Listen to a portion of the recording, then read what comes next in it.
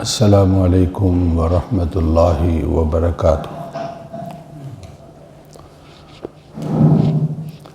الحمد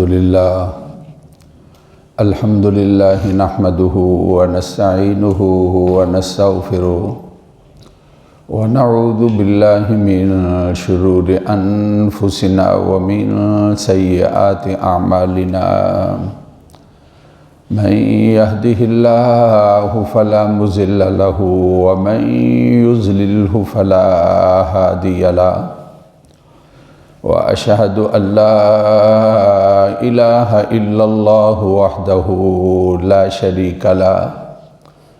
وأشهد أن سيدنا ومولانا محمدًا عبده ورسوله، أما بعد فأعوذ بالله من الشيطان الرجيم، بسم الله الرحمن الرحيم، سبحان الذي أسرى بعبده ليلا من المسجد الحرام إلى المسجد الأقصى الذي باركنا حوله لنريه من آياتنا إنه هو السميع البصير، وآتينا موسى الكتاب وجعلناه هدى لبني إسرائيل ألا تتخذوا من دوني وكيلا ذرية من حملنا مع نوح إنه كان عبدا شكورا۔ اللہ ہی کے نام سے شروع کرتے ہیں جو رحمان الرحیم ہے۔ پاک ہے وہ ذات جس نے ہے سفر کرایا اپنے بندے کو رات کے کچھ حصے میں، مسجد حرام سے لے کر مسجد اقصی تک، وہ کہ برکتیں رکھی ہیں ہم نے اس کے پاس تاکہ ہم دکھائیں اپنی نشانییں، بے شک وہ ذات سننے والی ہے دیکھنے والی ہے۔ اور ہم نے دی موسیٰ علیہ الصلاۃ والتسلیمات کو کتاب تاکہ ہم بنائیں، اور بنایا ہم نے اس کو ہدایت کا ذریعہ بنی اسرائیل کے لیے، یہ کہ نہ ٹھہرائیں میرے سوا کوئی کارساز۔ اولاد ہے جن کو ہم نے سوار کیا حضرت نوح کے ساتھ، بے شک وہ ہمارے شکر گزار بندے تھے۔ صدق اللہ العظیم وبلغنا رسولہ النبی الکریم۔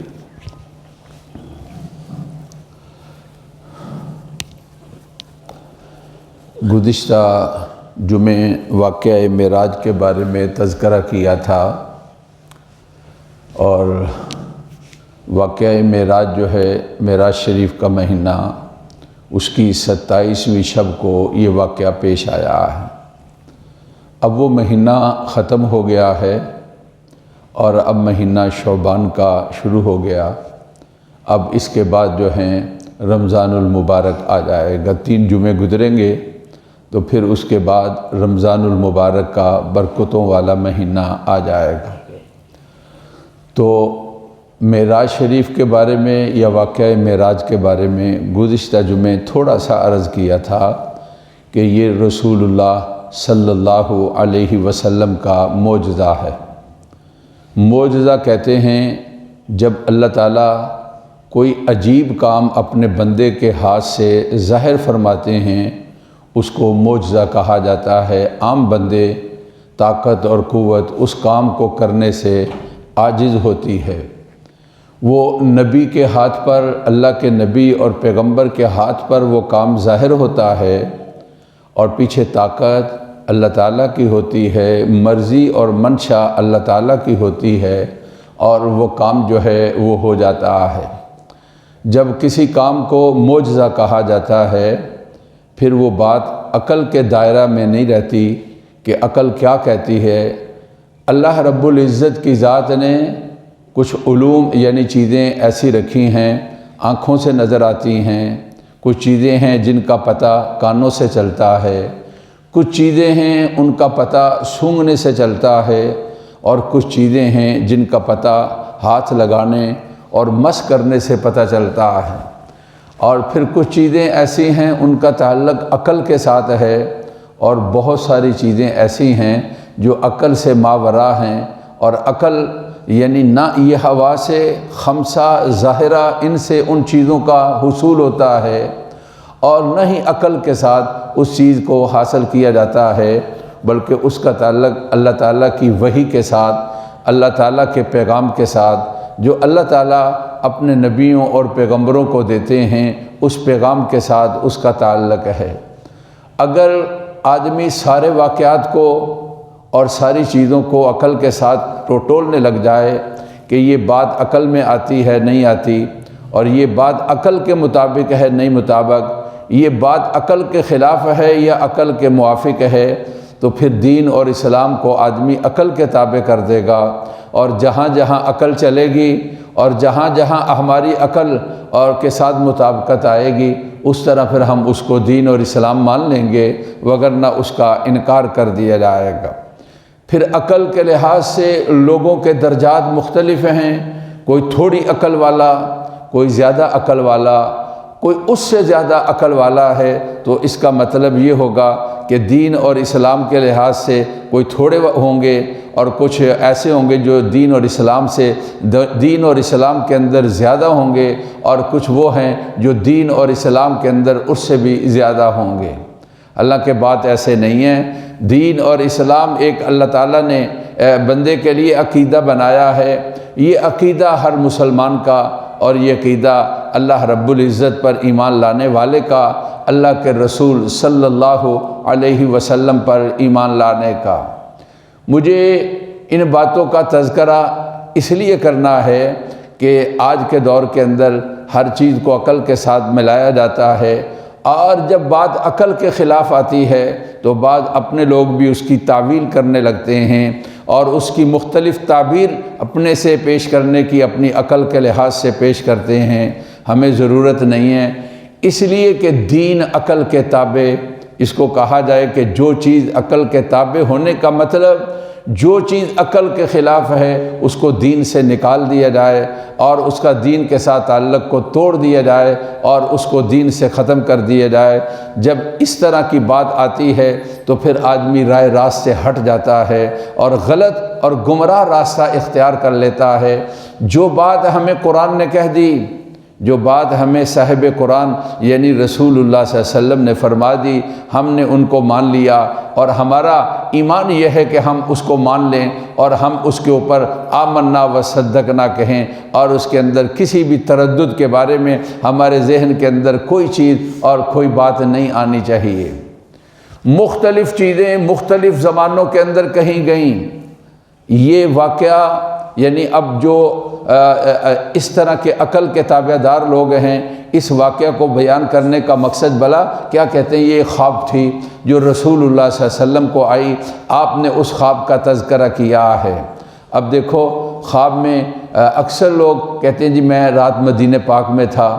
رات میں مکہ معظمہ میں تھا، میں رات حج کر رہا تھا، میں رات جو ہے وہ درود و سلام کے لیے حاضر ہوا تھا، ریاض الجنہ کے اندر میں نے نماز کو ادا کیا ہے۔ تو کوئی آدمی یہ کہہ دے کہ آج رات میں نے یہ کیا ہے، تو کوئی اس کے اوپر انکار نہیں کرتا، اور کوئی اس کے بارے میں اشکال پیش نہیں کرتا، اور کوئی اس کے بارے میں ذہن کے اندر تردد نہیں لاتا ہے۔ جب یہ واقعہ پیش آیا، رسول اللہ صلی اللہ علیہ وسلم نے صبح مکے والوں کو یہ واقعہ بیان کر دیا۔ مکے والوں نے جب یہ واقعہ سنا تو واقعہ سننے کے بعد بڑے حیران ہوئے، اور اس کو بطور اعتراض کے پیش کرنے لگے۔ رسول اللہ صلی اللہ علیہ وسلم پر ایمان لانے والے حضرت صدیق اکبر کو انہوں نے آپ سے ہٹانا چاہا، اور انہوں نے بڑی اپنے ملمہ سازی کے ساتھ اس واقعہ کا تذکرہ کیا، اور کہا کہ تمہارا کیا خیال ہے اس طرح کوئی آدمی یہاں سے شام چلا جائے، اور پھر وہاں سے آسمانوں پر چلا جائے، اور پھر کئی واقعات پیش آ جائیں اور واپسی ہو جائے، اور پھر اس کے بعد رات ابھی اسی طرح ہو اور رات کی تکمیل نہ ہو، تمہارا اس کے بارے میں کیا خیال ہے؟ تو ان کا یہ اعتراض کرنا اور ان کا یہ سوال پیش کرنا اور ان کا اس کا تذکرہ کرنا اور ان کا تعجب کے ساتھ اس کو پیش کرنا، یہ اس بات کی دلیل ہے یہ کوئی خواب نہیں تھی، وہ خواب نہیں سمجھتے تھے، اور رسول اللہ صلی اللہ علیہ وسلم نے کوئی خواب ان کے سامنے بیان نہیں کی، یہ واقعہ حقیقت کا واقعہ تھا اور یہ واقعہ بیداری کا واقعہ تھا۔ یہ واقعہ صرف روح نہیں، روح مع الجسد کا واقعہ تھا، اور آپ صلی اللہ علیہ وسلم نے اس واقعہ کو بیان کیا۔ صدیق اکبر نے کہا بتاؤ یہ کون کہتا ہے؟ کہا کہ آپ کے دوست محمد الرسول اللہ صلی اللہ علیہ وسلم کا کہنا ہے۔ تو جب صدیق اکبر نے یہ سنا تو کہا جب وہ کہتے ہیں تو یہ واقعہ برحق ہے اور سچ ہے، میں اس کی تصدیق کرتا ہوں۔ اسی وجہ سے حضرت ابو بکر کو صدیق کہا جاتا ہے، تصدیق کرنے والا۔ جب وہ اس سے مایوس ہوئے تو پھر کہنے لگے اچھا آپ بیت المقدس میں گئے، ہمیں ذرا اس کے بارے میں کوئی نقشہ پیش کیجیے۔ مسجد بیت المقدس جو ہے اس کا نقشہ کیا ہے، اس کے ستون کیا ہیں، اس کے دروازے کیا ہیں اور اس کی کھڑکیاں کیا ہیں، یہ تھا کہ آپ صلی اللہ علیہ وسلم کو کسی طرح لاجواب کر دیا جائے۔ حالانکہ ایک دفعہ دیکھنے کے ساتھ ساری چیزیں تو یاد نہیں ہوتی ہیں۔ مکہ معظمہ میں جاتے ہیں تو اب مکہ معظمہ کے بیت اللہ کے کتنے دروازے ہیں، کوئی آدمی 20 مرتبہ وہاں جا چکے ہیں اور ان سے پوچھا جائے تو وہ اس انداز سے تو کہہ سکتے ہیں کہ باب عبدالعزیز کے جو الٹی طرف باب عبدالعزیز سے نمبر شروع ہوتے ہیں اور اس کے ساتھ جو الٹی طرف دروازہ ہے وہ 99 ہے، 99 نمبر ہے۔ تو اس لحاظ سے کوئی کہہ دے گا کہ بیت اللہ کے دروازے جو ہیں وہ 99 ہیں، لیکن ان دروازوں کی پوری تفصیل، حالانکہ اب باب السلام کو بھی لوگ بھول چکے ہیں، اور باب السلام سے پہلے لوگ جاتے تھے تو باب السلام کو پوچھتے تھے، اور ان کا مقصد یہ ہوتا تھا کہ نبی کریم صلی اللہ علیہ وسلم جب مکہ معظمہ میں تشریف لائے تو آپ جب بیت اللہ میں داخل ہوئے تو آپ جس دروازے سے داخل ہوئے اس دروازے کا نام ہے باب السلام۔ یہ صفا سے مروہ کی طرف جائیں تو یہ راستے کے اندر دروازہ آتا ہے۔ اب ان دروازوں کے بارے میں اور خاص طور پر باب السلام کے بارے میں جس طرح کے وہاں پر معاملات ہیں، بڑا مشکل سلسلہ ہے۔ اب تو بیت اللہ میں داخلہ ملنا چاہیے اور جلدی کے ساتھ طواف ہو اور پھر صفا و مروہ کی سعی ہو اور پھر اس کے بعد اس طرح جو عمرہ ہے اس کی تکمیل ہو، وگرنہ آدمی کو بہت انتظار کرنا پڑتا ہے۔ حالانکہ اتنی دفعہ دیکھنے والا وہ یہ نہیں بتا سکتا کہ کھڑکیاں اور دروازے کتنے ہیں۔ کتنا عرصہ ہو گیا، مسجد چھوٹی سی مسجد ہے، آپ اس میں نمازیں پڑھتے ہیں، اور اگر کوئی آپ کو پوچھ لیتا ہے تو آپ بڑی فکر میں لگ جائیں گے۔ ہاں جی 2 دروازے مین ہیں، ایک طرف ہے اور دوسرا ایک طرف ہے۔ اب اس کے بعد کھڑکیاں اور دروازے باقی شمار کرنے لگے تو آپ کے لیے اپنے دماغ کے اوپر بہت بوجھ ڈالنا پڑے گا۔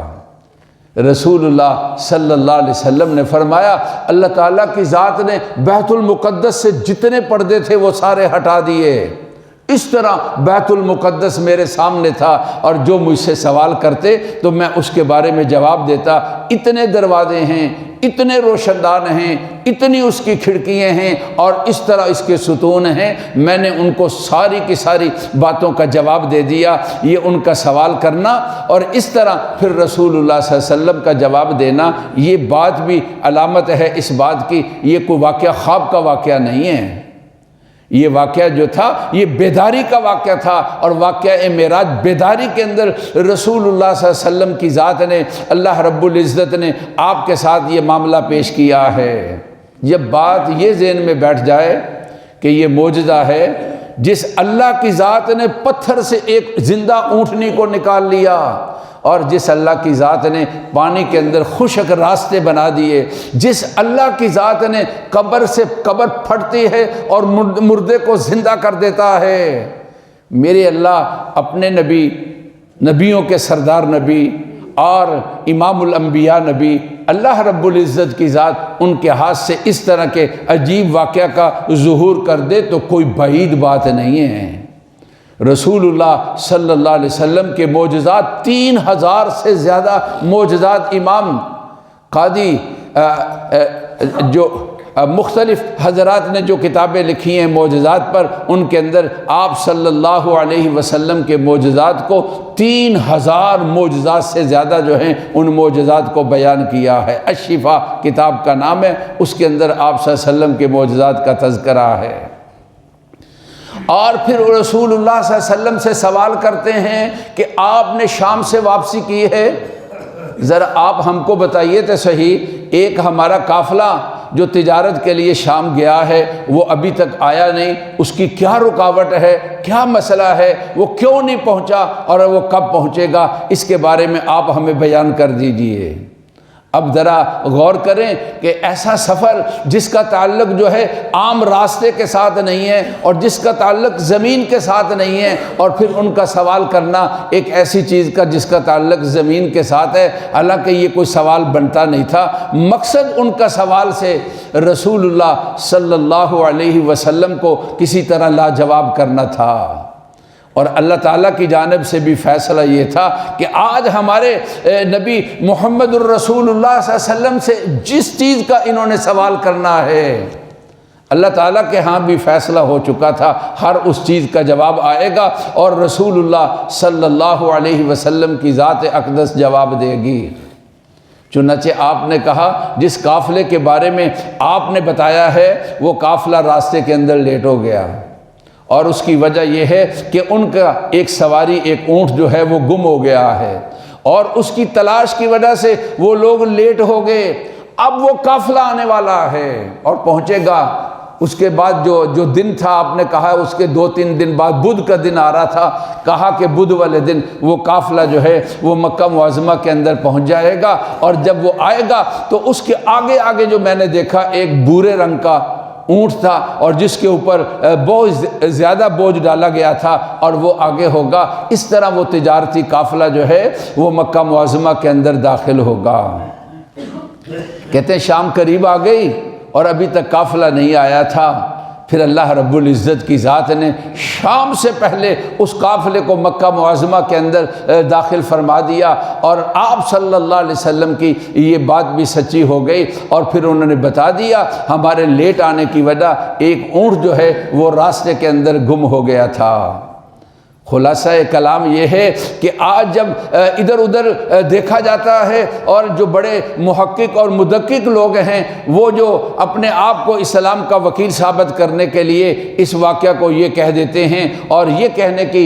یعنی جسارت کرتے ہیں، اور یہ کہہ کر اپنے دامن کو صاف رکھنا چاہتے ہیں یہ خواب کا واقعہ ہے، اس لیے اس کے بارے میں کچھ سوچا نہیں جا سکتا کہ یہ واقعہ کس طرح پیش آیا، اس لیے کہ خواب کے بارے میں تو اس طرح کی کوئی بندشیں نہیں ہیں۔ لیکن جب یہ معجزہ کہہ دیا گیا اور قرآن نے اس کو بیان کر دیا، اب ہمارے لیے اس کے ماننے کے بغیر کوئی چارہ نہیں ہے۔ پھر رسول اللہ صلی اللہ علیہ وسلم کا آسمانوں پر جانا، قرآن نے فرمایا لِنُرِيَهُ مِنْ آیاتنا، ہم آپ کو اپنی قدرت کی نشانیاں دکھاتے ہیں۔ پہلے آسمان پر حضرت آدم سے، دوسرے پر حضرت عیسیٰ اور یحییٰ سے، اور تیسرے پر حضرت یوسف سے، اور چوتھے پر حضرت ادریس سے، اور پانچویں پر حضرت ہارون سے، اور چھٹے پر حضرت موسیٰ علیہ السلام سے، اور ساتویں آسمان پر حضرت خلیل اللہ حضرت ابراہیم علیہ الصلاۃ والتسلیمات سے ملاقات ہوئی ہے۔ اہل علم حضرات ان کی وجوہات بیان کرتے ہیں کہ ان 7-8 انبیاء کے ساتھ جو آپ کی ملاقات ہوئی اور مختلف آسمانوں پر جو ملاقات ہوئی، ان کی کیا حکمتیں ہیں۔ اہل علم حضرات پھر ان کی حکمتیں اور ان کا فلسفہ اور ان کے بارے میں تحقیق کرتے ہیں۔ کہتے ہیں کہ پہلے آسمان پر جو حضرت آدم علیہ السلام کے ساتھ ملاقات ہوئی، رسول اللہ صلی اللہ علیہ وسلم کو بتایا جا رہا ہے جس طرح ان کو جنت سے اور پھر آسمانوں سے دنیا کی طرف بھیجا گیا ہے، اور پھر یہ جنت میں جائیں گے۔ اے محمد صلی اللہ علیہ وسلم، یہ مکی دور بالکل آخری دور کا واقعہ ہے، چند مہینے پہلے کا واقعہ ہے، واقعہ معراج۔ 3-4 ماہ بعد آپ صلی اللہ علیہ وسلم نے مکہ سے ہجرت فرمائی ہے، اور پہلے سے بتا دیا گیا حضرت آدم علیہ السلام کے ساتھ ملاقات سے آپ کو بھی اپنا محبوب وطن مکہ چھوڑنا ہوگا، اور پھر آپ کے لیے اللہ کی ذات انتظام فرمائیں گے۔ جس طرح حضرت آدم علیہ السلام پھر جنت میں جائیں گے، اس طرح آپ کا پھر مکہ معظمہ کے اندر آنا ہوگا۔ اس لیے حضرت آدم علیہ الصلاۃ والتسلیمات کے ساتھ ملاقات ہوئی، اور پہلے آسمان پر حضرت آدم علیہ السلام کے ساتھ ملاقات ہوئی۔ پھر آپ صلی اللہ علیہ وسلم نے ارشاد فرمایا، میرے قریب ہمارے لحاظ سے سب سے زیادہ نبیوں میں سے میرے قریب جو ہے میرے بھائی حضرت عیسیٰ ہیں علیہ الصلاۃ والتسلیمات۔ یہ حضرت عیسیٰ اللہ کے نبی بھی ہیں، اور رسول اللہ صلی اللہ علیہ وسلم کی امت میں سے اللہ ان کو اٹھائیں گے، اور آپ صلی اللہ علیہ وسلم کے یہ نبی بھی ہوں گے اور آپ کی امت میں سے بھی ہوں گے۔ اللہ تعالیٰ نے آپ کو آسمانوں پر اٹھایا ہے، لیکن جب آپ کل قیامت کے دن اٹھیں گے تو مدینہ پاک سے اٹھیں گے، اور نبی پاک صلی اللہ علیہ وسلم کے پڑوس سے اٹھیں گے، اور محشر میں رسول اللہ صلی اللہ علیہ وسلم کے ساتھ ہوں گے۔ کہا کہ یہ میرا بھائی عیسیٰ علیہ الصلاۃ والتسلیمات، ان کا ہمارے ساتھ بڑا قرب ہے اور ہمارا بڑا تعلق ہے۔ اور پھر حضرت یحییٰ بھی یہ اس طرف اشارہ کیا جس طرح کہ یہودیوں نے ان کے ساتھ سازشیں کی اور ان کو قتل کرنا چاہا، اللہ نے اٹھا لیا اور حضرت یحییٰ شہید ہو گئے۔ یہ یہودی آپ کے خلاف بھی سازشیں کریں گے، اور مدینہ پاک آپ جائیں گے تو وہاں یہودیوں کا گھر ہے، ان کی سازشیں ہیں، اور اللہ تعالیٰ جس طرح ان کو بچایا ہے آپ کی بھی ان کی سازشوں سے حفاظت فرمائیں گے۔ ایسا بھی ہوا زہر کھلا دیا، ایسا بھی ہوا کہ کہا آپ تشریف لائیں، ہم عبادت خانہ بنانا چاہتے ہیں، مسجد ضرار، آپ نے وعدہ کر لیا۔ تو رسول اللہ صلی اللہ علیہ وسلم کو اللہ تعالیٰ کی ذات نے ارشاد فرما دیا کہ آپ نے مسجد ضرار کے اندر نہیں جانا ہے، اور آپ نے ان کی بات کو قبول نہیں کرنا ہے، اور آپ نے ان کی دعوت کو رد کرنا ہے۔ کہا ہاں لمسجد اسس علی التقوی من اول یوم احق ان تقوم فیہ، جو پہلے دن سے اللہ کے ڈر اور خوف پر مسجد بنی ہے، جس کا نام مسجد قباء ہے، آپ وہاں پر ٹھہریں اور آپ وہاں پر جائیں اور آپ وہاں پر رکیں، آپ کے لیے اس کا حکم ہے۔ اور پھر اس کے بعد تیسرے آسمان پر حضرت یوسف علیہ السلام کے ساتھ جو ملاقات ہے، اشارہ ہے جس طرح ان کے ساتھ اپنوں نے زیادتی کی۔ حضرت یوسف علیہ السلام نے اپنوں کی زیادتی کی وجہ سے کتنی تکلیفوں کو جھیلا، کنویں کے اندر، اور پھر مصر پہنچے اور اس کی جیل کے اندر پہنچے، پھر اللہ کی ذات نے عزتیں دے دی، تو پھر آپ نے ان سے بدلہ نہیں لیا ہے۔ اسی طرح آپ کو بھی اپنوں سے یعنی قریش سے تکلیف پہنچی اور آپ نے اپنے وطن کو چھوڑ دیا، اور پھر جس طرح حضرت یوسف علیہ السلام نے بدلہ نہیں لیا اور قرآن نے ان کا تذکرہ کیا، تو آپ بھی جب مکہ میں آئیں گے تو بدلہ نہیں لیں گے، اور یہ اعلان کریں گے وہی آیت جو حضرت یوسف کے بارے میں ہے، لا تثریب علیکم اليوم، لوگو آج تم سے کوئی بدلہ نہیں لیا جائے گا، جس نے ہمارے ساتھ زیادتی کی ہے۔ ہم اللہ کے لیے، حضرت یوسف نے کہا تھا کہ لا تثریب علیکم اليوم، رسول اللہ صلی اللہ علیہ وسلم نے اسی آیت مبارکہ کی تلاوت کرتے ہوئے مکہ معظمہ میں داخل ہوئے، اور آپ صلی اللہ علیہ وسلم نے عام معافی کا اعلان کر دیا۔ حضرت ادریس یہ چوتھے آسمان پر تھے، انہوں نے خط و کتابت کا سلسلہ شروع کیا تھا، تو یہ اشارہ ہے آپ اپنی تحریر سے اور اپنے خط سے بڑے بڑے اس زمانے کے جو بادشاہ اور بڑی بڑی حکومتیں ہیں، آپ اپنا تحریری پیغام ان بڑی بڑی حکومتوں کے پاس، جس کو قیس کہا جاتا ہے اور کسریٰ کہا جاتا ہے، آپ کا پیغام جائے گا۔ چنانچہ ایسا ہی ہوا۔ اور پھر حضرت ہارون جو ہے ان کے لیے آزمائش کا سلسلہ کہ سامری نے اور اس کے حواریوں نے حضرت ہارون علیہ الصلاۃ والتسلیمات کے ساتھ جو زیادتی کی، اور پھر حضرت موسیٰ علیہ الصلاۃ والتسلیمات نے ان پر حملہ آور ہوئے اور ان علاقوں کو فتوحات ہوئی۔ اشارہ اس طرف تھا کہ آپ بھی، یہ آپ کے ماننے والے، یہ جو ان کے علاقے ہیں یہاں پہنچیں گے اور ان پر آپ کی بات ہوگی اور آپ کے ماننے والوں کا قبضہ ہوگا شام اور اس کے گرد و جوار کے اندر۔ اور حضرت خلیل اللہ علیہ الصلاۃ والتسلیمات کے ساتھ جو ملاقات ہے، اشارہ ہے کہ حضرت خلیل اللہ اپنی دعاؤں کے اندر آپ کا تذکرہ کیا کرتے تھے۔ ربنا وبعث فیہم رسولا منہم، اے ہمارے رب ان میں ایک رسول بھیجیے جو انہی میں سے ہو، یتلو علیہم آیاتی، تو آپ کے تشریف آوری اور بعثت کے اندر حضرت خلیل اللہ حضرت ابراہیم کی دعاؤں کا بھی اثر ہے، اور ان کی دعاؤں کے اندر آپ کا تذکرہ تھا۔ تو یہ واقعہ کوئی خواب نہیں ہے، یہ آپ صلی اللہ علیہ وسلم نے بیداری کے اندر روح مع الجسد سفر کیا ہے، اور یہ آپ کا معجزہ ہے۔ اس کو قرآن نے بیان کیا، سفر آپ کا ہے اور کرانے والی اللہ کی ذات ہے۔ اللہ تعالیٰ کے ہاں کوئی مشکل نہیں ہے، انہوں نے کہنا ہے تو ہو جانا ہے۔ قرآن نے فرمایا سبحان الذی اسریٰ بعبدی، پاک ہے وہ ذات جس نے سفر کرایا اپنے بندے کو۔ عبد، یہ عبد کا لفظ بتاتا ہے، عبد کہتے ہیں جو آدمی بیدار روح مع الجسد، اس کو عبد کہا جاتا ہے۔ صرف روح کو عربی کے اندر عبد نہیں کہا جاتا، کہا کہ اسریٰ بعبدی، اس بندے کو اللہ کی ذات نے سفر کرایا ہے من المسجد، اور پھر یہ ارشاد فرمایا اسریٰ لیلاً، لیل اس اسرا کا معنی بھی رات کا سفر ہے، اور پھر لیل کو لا کر اشارہ ہے رات کے تھوڑے سے حصے کے اندر۔ من المسجد الحرام الی المسجد الاقصی، یہ سفر نامہ مسجد حرام سے ہے اور یہ سفر نامہ مسجد اقصی تک جاتا ہے۔ لنریہ من آیاتنا، اللہ اپنی قدرت کی آپ کو عجیب نشانیاں دکھانا چاہتے ہیں، اس لیے کہ وہ ذات سننے والی ہے اور وہ ذات دیکھنے والی ہے۔ سفر نامے بڑے قابل عبرت ہوتے ہیں۔